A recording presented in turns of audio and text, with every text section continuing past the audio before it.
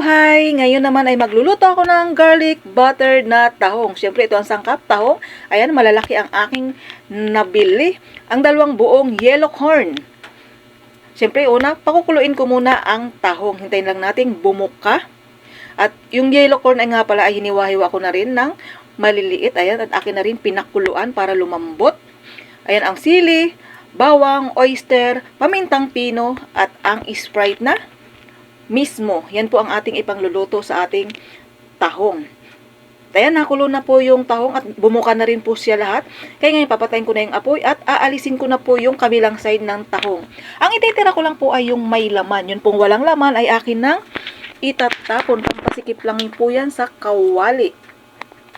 At saka makakaagaw pa yan sa lasa ng sangkap ng ating iluluto mamaya. Ayan, kukunin lang natin yung kabilang side, yung may laman. Tapon na natin yung walang laman. At yung sabaw na yan na pinaglagaan ay akin na po yung itatapon. Hindi ko na po yan gagamitin.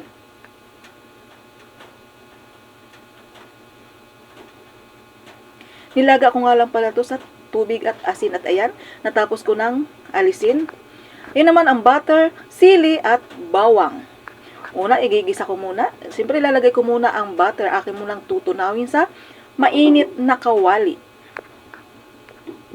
Pag natunaw na siya, siyempre lalagay ko na ang garlic or bawang. Yan, hiniwa ko lang siya ng maliliit.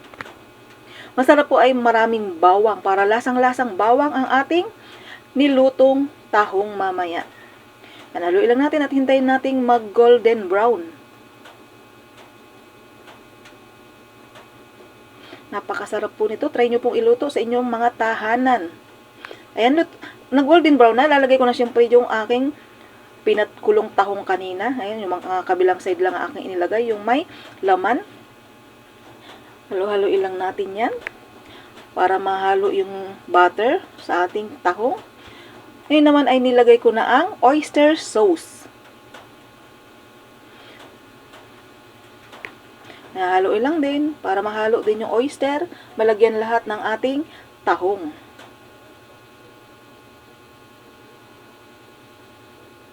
Nilagay ko na nga pala yung Sprite. Isang mismo po yan. Inubos ko. Yan ang magpapanamis-namis.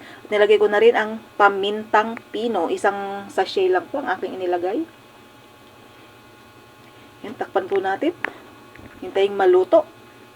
Actually, luto naman na yung tahong dahil pinakuluan ko na. Yan, nilagay ko na rin yung aking pinakuluang mais kanina. Luto na sila pareho dahil pareho ko nang pinakuluan. Para saglit ko na lang siya iluluto doon sa Sprite at oyster. Yan, nilagay ko na rin yung sili. Siling maanghang po yan, yung labuyo. Hilaw pa nga lang dahil galing po yan sa aking mini garden. Wala pa kasing hinog. Yan, tikman ko muna kung okay na ang timpla.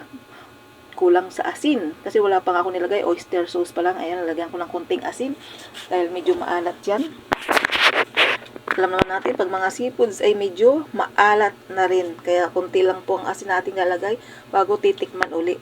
Para sigurado, hindi mapaalat. Ayan, takpan lang natin at hintayin natin kumunti ang sabaw. At ayan po luto ng ating buttered garlic tahong.